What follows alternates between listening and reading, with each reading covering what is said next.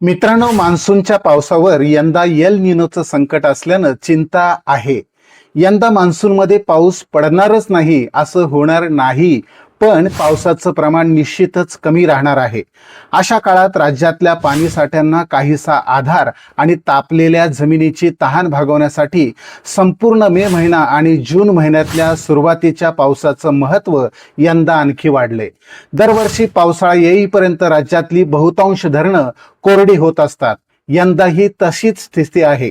राज्यातलं सर्वात मोठं धरण असलेल्या उजनीतला उपयुक्त पाणीसाठा चक्क शून्यावर आलाय.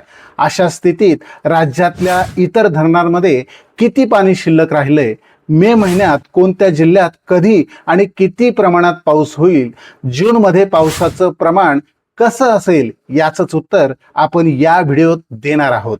नमस्कार मित्रांनो, बातमीची स्टोरी आपल्या युट्यूब चॅनलच्या हवामान अपडेटमध्ये तुमचं मनपूर्वक स्वागत.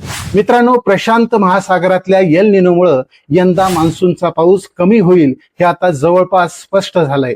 मान्सूनमध्ये कोणत्या जिल्ह्यात किती पाऊस होईल याचा आढावा भारतीय हवामानशास्त्र विभागाने दिलेल्या अंदाजानुसार आपण मागच्या व्हिडिओत घेतलाय. एल निनो काय असतो आणि तो नेमका काय करतो हेही आपण त्यात स्पष्ट केलंय. तो माहितीपूर्ण व्हिडिओ एकदा पहा. मित्रांनो, यंदा मान्सून त्याच्या नियोजित वेळांच्या आसपासच भारतात दाखल होणार आहे. म्हणजे भारतातला त्याचा प्रवेश नॉर्मल राहील. पण हा मान्सून जूनमध्ये किती प्रमाणात पडेल आणि त्यापूर्वी मे महिन्यात मान्सून पूर्व पाऊस कोणत्या भागात किती होण्याची शक्यता आहे याचा आढावा आपण घेऊच. पण सुरुवातीला आपण प्रत्येक विभागानुसार राज्यातल्या धरणांची स्थिती पाहू. राज्याच्या जलसंपदा विभागाने दिलेल्या आकडेवारीनुसार 7 मे पर्यंत राज्यातल्या सर्व प्रकल्पात मिळून सुमारे 37% उपयुक्त पाणीसाठा शिल्लक होता. जलसंपदा विभागानुसार पाहायचं झाल्यास नागपूर विभागात 43%, अमरावती विभागात 46%, छत्रपती संभाजीनगर विभागात 42%, नाशिक विभागात 39%, पुणे विभागात 29%, तर कोकण विभागामध्ये 40% उपयुक्त पाणीसाठा शिल्लक आहे. म्हणजे सर्वात कमी पाणी पुणे विभागात आहे. मोठ्या धरणांची स्थिती पाहिली तर उजनीतील उपयुक्त पाणीसाठा मेच्या सुरुवातीलाच संपलाय. आता या धरणात केवळ मृत साठा शिल्लक राहिलाय. संपूर्ण मराठवाड्याची तहान भागवणाऱ्या जायकवाडी प्रकल्पात अद्यापही 46% उपयुक्त पाणी आहे, तर कोयना प्रकल्पात 25% पाणी शिल्लक आहे.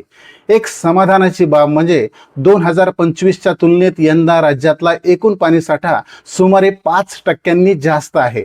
पण 2025 मध्ये नंतर चांगला पाऊस झाला होता, त्यामुळं पाण्याची चिंता मिटली. पण यंदा पावसाबाबत 2025 सारखी स्थिती राहणार नसल्याचं दिसतंय. त्यातच उन्हाचा तडाखा जास्त असल्यानं पाण्याचं बाष्पीभवनही मोठ्या प्रमाणावर होत आहे. त्यामुळं पाण्याबाबत निश्चितच चिंता आहे. अशा स्थितीत संपूर्ण मे महिन्यात कुठं आणि किती प्रमाणात पाऊस होईल याचा आढावा आपण सुरुवातीला घेऊ. त्यानंतर जूनच्या पावसाची परिस्थिती जाणून घेऊ. पण एक लक्षात घ्या, मे महिन्यात शेवटच्या टप्प्यात पावसाचं प्रमाण जास्त राहण्याची शक्यता आहे. पहिल्या टप्प्यात विस्कळीत स्वरूपाचा पाऊस असेल, पण शेवटच्या 10 दिवसात अनेक भागात पावसाची शक्यता जास्त आहे. काही भागांमध्ये सोसाट्याचा वारा आणि गडगडाटीसह हा पाऊस होईल अशी दाट शक्यता आहे. देशात मे महिन्यात सरासरीच्या तुलनेत जास्त म्हणजे 110% पाऊस होईल असा हवामान विभागाचा अंदाज आहे. कोकण विभागामध्ये ठाणे आणि पालघर जिल्हा वगळता इतर सर्व जिल्ह्यांमध्ये मे महिन्यात पाऊस सरासरीपेक्षा कमी राहील. उत्तर महाराष्ट्रात जळगावचा उत्तर भाग वगळता नाशिक, नंदुरबार आणि धुळे या जिल्ह्यात सरासरीपेक्षा जास्त पावसाचा अंदाज आहे. पश्चिम महाराष्ट्राकडे पाहिल्यास सोलापूर आणि सांगलीचा काही भाग वगळता पुणे, अहिल्यानगर, सातारा आणि कोल्हापूर जिल्ह्यात अनेक भागात सरासरीपेक्षा जास्त पावसाची शक्यता आहे. मराठवाड्याकडे पाहिल्यास छत्रपती संभाजीनगर, जालना, परभणी, बीड, हिंगोली, नांदेड, लातूर आणि धाराशिव या जिल्ह्यात अनेक भागात पाऊस सरासरीपेक्षा जास्त असेल, पण पावसाचं प्रमाण विस्कळीत राहील. विदर्भाकडे पाहिलं तर या विभागात मे महिन्यात अकोला, अमरावती आणि यवतमाळ या जिल्ह्यात काही भागात सरासरीपेक्षा कमी पावसाची शक्यता आहे.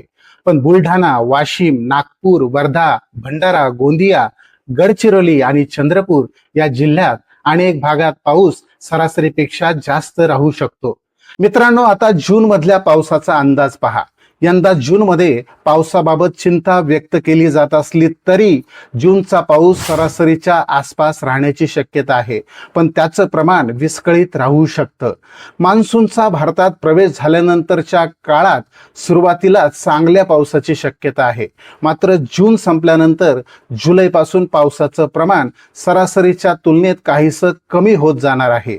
त्याचं प्रमुख कारण म्हणजे जुलैपासूनच प्रशांत महासागरात एल निनोची स्थिती मजबूत होण्याची शक्यता हवामानाच्या जगभरातील मॉडेलनुसार व्यक्त केली जात आहे. एल निनो जसजसा मजबूत होईल तसतसं पावसाचं प्रमाण कमी होईल असंच सध्याच्या नैसर्गिक स्थितीतून स्पष्ट होतंय. पण अशाही स्थितीत आपल्या देशात आणि महाराष्ट्रात आवश्यक तितका पाऊस होऊन संकट टळो हीच प्रार्थना. नवीन घडामोड घेऊन पुन्हा भेटूयात. धन्यवाद.